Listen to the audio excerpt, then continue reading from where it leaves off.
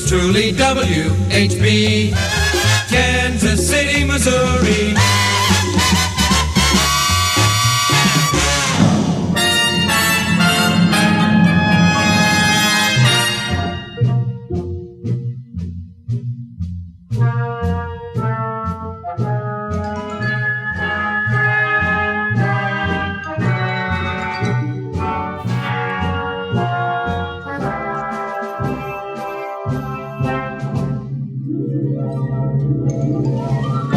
Action Central News on WHB.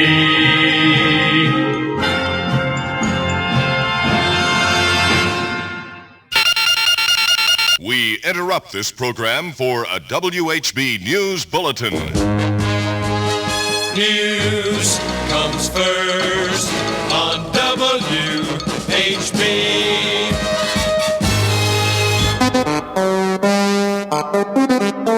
The murder in Memphis on Thursday provoked disorder in Kansas City, Kansas on Friday, unrest in Kansas City, Missouri for the weekend, and riots on Tuesday.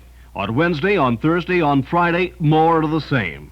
This is Bud Carter, WHB News Director, with a capsule chronology of Kansas City's Holy Week riots, as reported by WHB News, as heard and acclaimed by the people. Tuesday's disorders started when the students, as if on prearranged signal, poured from the schools in the city's ghettoed east side. It was, they said, a protest against the system's failure to close the schools for Dr. King's funeral. It soon became an excuse for lawlessness. School principal James Boyd surrendered his school for fear of violence. Outside, there were a number of things happening that were certainly threatening as far as we were concerned. Many people we did not know outside the building. Less than an hour later, the school board closed them all. WHB listeners got the word first. From the Board of Education this afternoon, we are announcing, on the recommendation of the Superintendent of Schools, Mr. James A. Hazlitt, that school be dismissed. Another hour later, as groups and gangs milled about, the National Guard was summoned. Here in the state capitol, Governor Warren Hern says he's ordering elements of the National Guard to Kansas City. The governor told newsmen, "We've been in contact with the mayor and police chief in Kansas City this morning. My move at this point," he said, is... Kansas City Mayor Ilis Davis, who had often boasted of the city's good dialogue, took the air to appear for calm. I'm sorry that there was any tear gas, and actually, I'd say 98% of the students were very orderly and very restrained. They were mostly high school students from the central... The police chief, former FBI man Clarence Kelly, assured troubled Kansas Cityans his office would be open for discussions with the youths. I will be very happy, and I feel it's certainly my duty to meet with any group which wants to talk over the possibility of... But if the troubled East Side was listening, they weren't buying. A disorder graduated to bold defiance, and a worried mayor labeled the situation a state of emergency. He ordered the first curfew in the history of the city. I, Ilis W. Davis, Mayor of Kansas City, Missouri, by virtue of the power vested in me by the provisions of the city charter and the city ordinances, do hereby declare and determine that due to mob action and civil disobedience, a state of emergency exists within the city of Kansas City, Missouri. And I do hereby order and direct the following emergency regulations to be effective immediately, to wit. 1, a curfew is hereby ordered from... It was too late. The problems that had been brewing had boiled over before the lid had been clamped.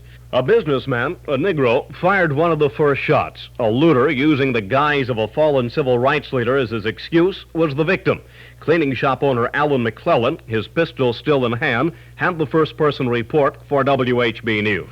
Plate glass went out of my store and come in and started hauling out clothes. And, of course, I couldn't get a hold of the police right then. And I was peeping out of my window, and I shot him.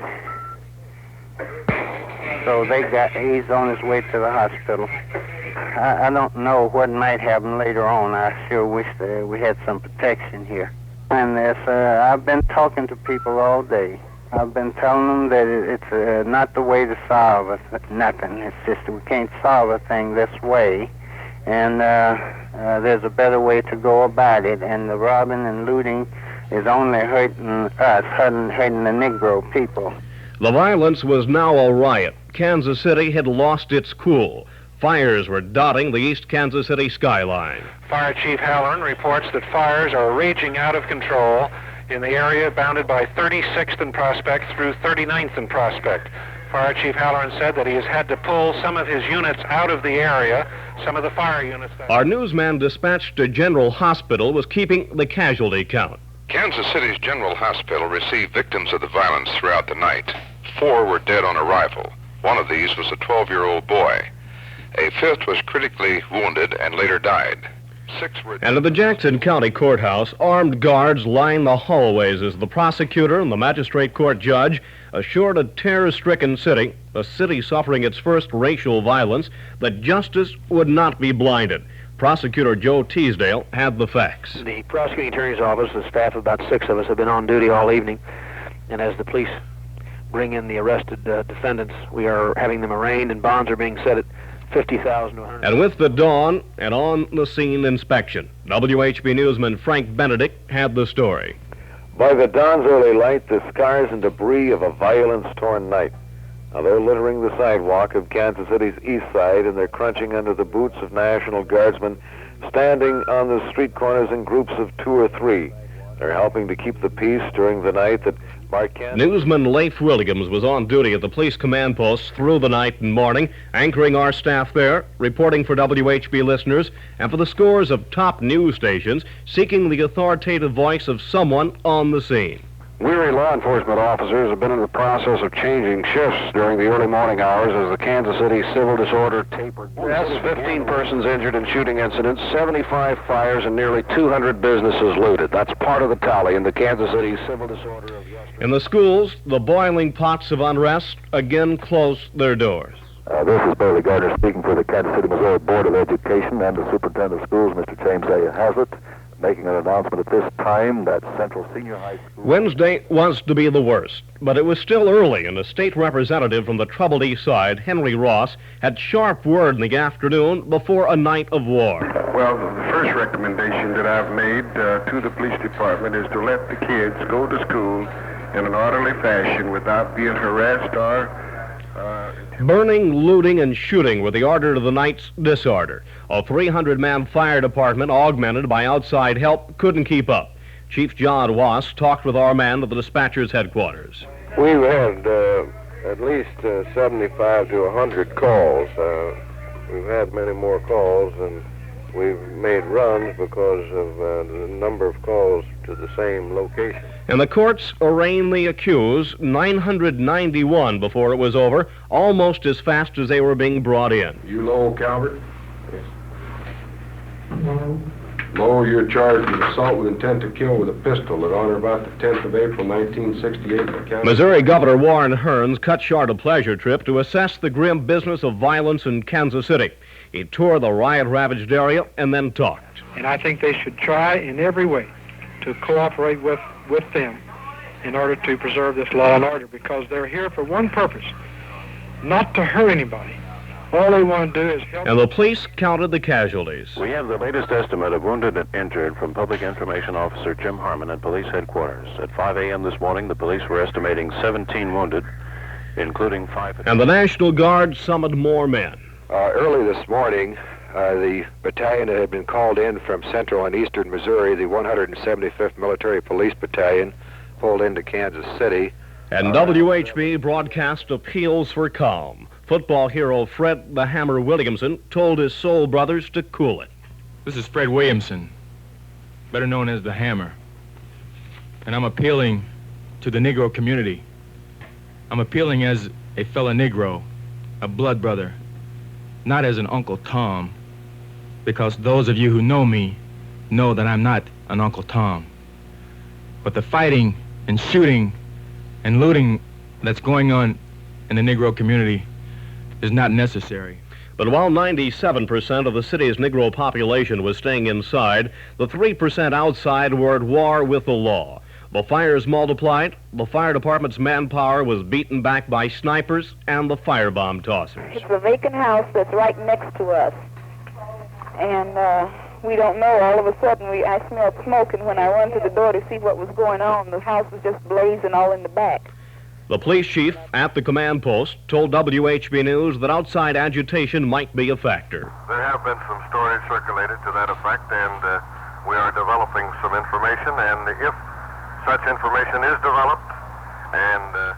One concerned Kansas Citian told WHB News, and then the city, his plan to help ease racial tension. This evening, I called a few of my Negro friends, and I told them that I just was calling to say hello. And I asked them each to call several of white people and say hello to them, and ask each of them to call several Negroes and say hello. And the ones that I called that didn't know several white people, I gave them the names of some of my friends. The next morning, a leading Kansas City clergyman expressed gratitude to a battle-weary police department. And I think this way in which they have directed the authorities in the police department and have acted has done much to keep our problems from becoming greater at this time. And a housewife tried to offer her thanks to 3,000 weary National Guardsmen. I have just spoken to the National Guard about inviting the men in our homes for Easter dinner. And in the aftermath, the city councilman living in and representing the gutted ghetto chose WHB for his announcement of the call for an investigation. I seriously question the necessity of throwing tear gas in a school church basement where children are congregated, on a school ground where the principal and the teachers are addressing the pupils.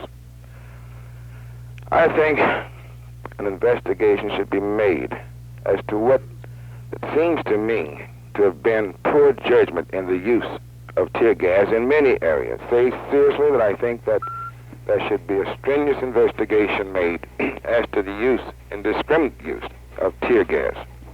I don't know as to whether the chief is responsible, whether the men in the... Now, Kansas Citians must decide what happens next. What is to follow the city's Holy Week riots? A continuing developing story to be covered, to be reported in the same comprehensive manner as was the violence. Reports which we hope will meet with the same acclaim as our riot coverage, providing another example that the people's respect for our responsibility is justifiably invested in WHB, where the news comes first. News comes first on WHB.